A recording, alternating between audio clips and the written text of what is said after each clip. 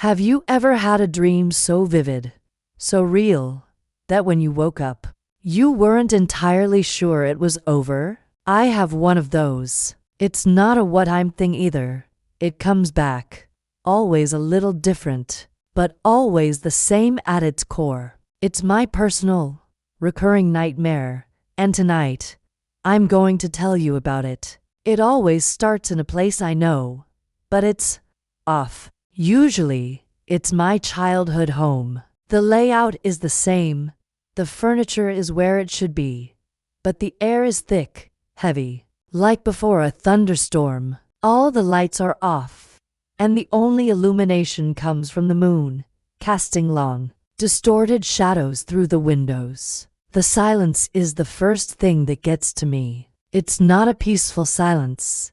It's an empty, waiting silence. No hum from the fridge, no creak of the house settling, nothing. In the dream, I always feel a pull, an undeniable urge to go to the basement. I never want to. Every cell in my body screams at me to turn around, run outside, and never look back. But my legs move on their own, carrying me towards the dreaded door at the end of the hallway. My hand reaches out, cold and trembling, and the doorknob is always freezing, like a piece of ice. The door creaks open, revealing a darkness that seems to swallow the moonlight. It's not just dark.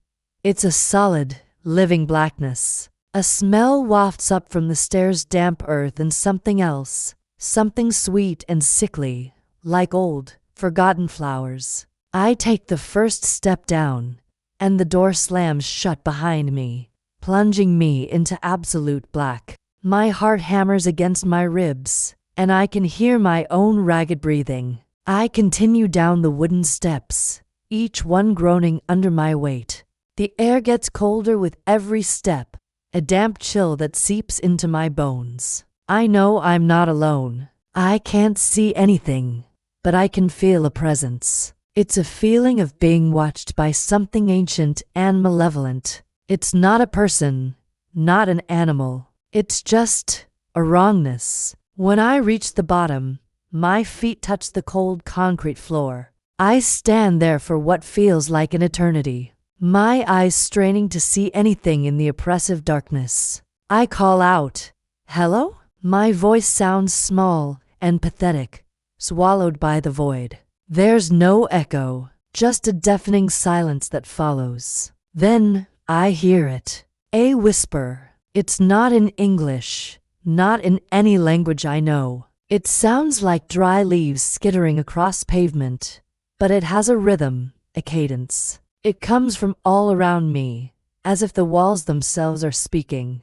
The whisper gets louder, closer, and I feel a desperate need to find a light source. My hands scrabble against the damp stone walls, searching for the pull-string light I know should be there. My fingers brush against something that isn't stone. It's soft and hairy. I snatch my hand back with a yelp.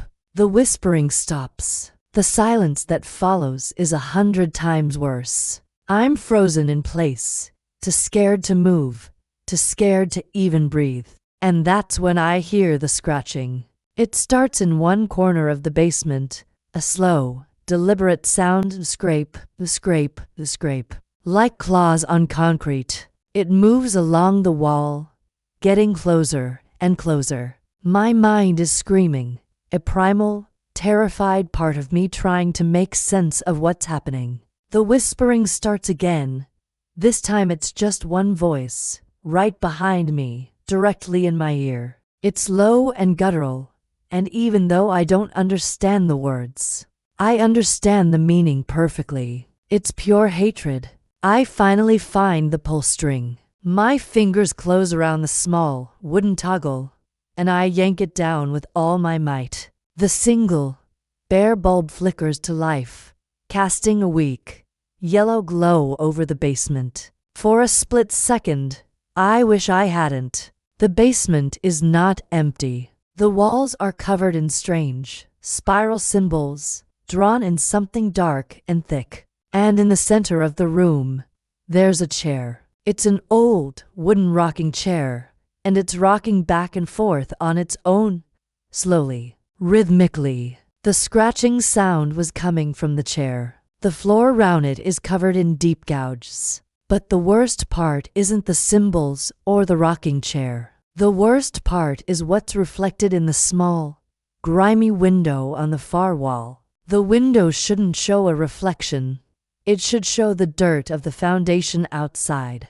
But in the glass, I see the room behind me. I see myself, standing there, pale and terrified. And standing right behind me, with its long, spindly hands on my shoulders, is a figure. It's tall and impossibly thin, its limbs too long for its body. It's cloaked in shadow, so I can't make out a face, just the impression of one. But I can see its eyes. They are 2 points of faint, red light, like dying embers. They burn with an ancient coldness. Its head is tilted, as if studying me with a morbid curiosity. In the reflection, its mouth opens. It's a jagged, black slit in the shadows of its face. It doesn't make a sound, but I feel the whisper inside my head now. A chorus of those dry, rustling voices, all screaming at once.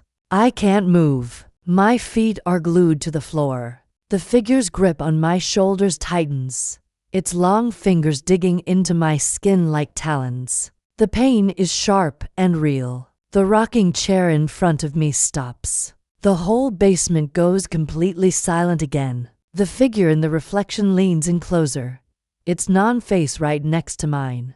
The red eyes stare into my reflected eyes. I feel its breath on my neck, cold and stale, smelling of grave dirt and decay. It opens its mouth again, and this time a sound comes out. It's a low, chittering laugh that echoes in my skull. It's the sound of utter madness. That's usually when I wake up. I jolt upright in bed, drenched in sweat, my heart feeling like it's going to explode out of my chest. The first thing I always do is check my shoulders. There are never any marks, but the phantom pain lingers for hours. I have to turn on every light in my room, and I can never get back to sleep. I just sit there, listening to the normal, comforting sounds of the house, trying to shake the image of those 2 red eyes from my mind. The dream changes sometimes. Sometimes it's not my childhood home, but a school I went to, or an old apartment. But the basement is always there. The feeling of being watched is always there. And the figure is always waiting for me in the dark. I've tried everything.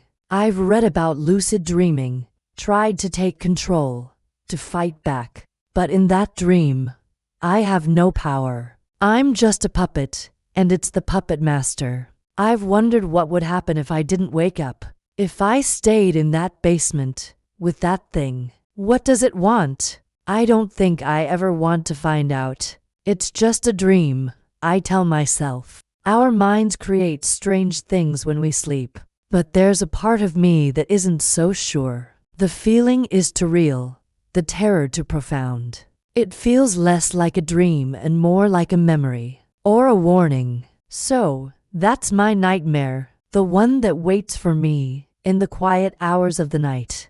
Do you have a recurring nightmare? Something that follows you into your sleep? Let me know down in the comments. It is strangely comforting to know you're not the only one who is afraid of the dark. Thanks for listening to my story. Stay safe and sleep well. I'll see you in the next video.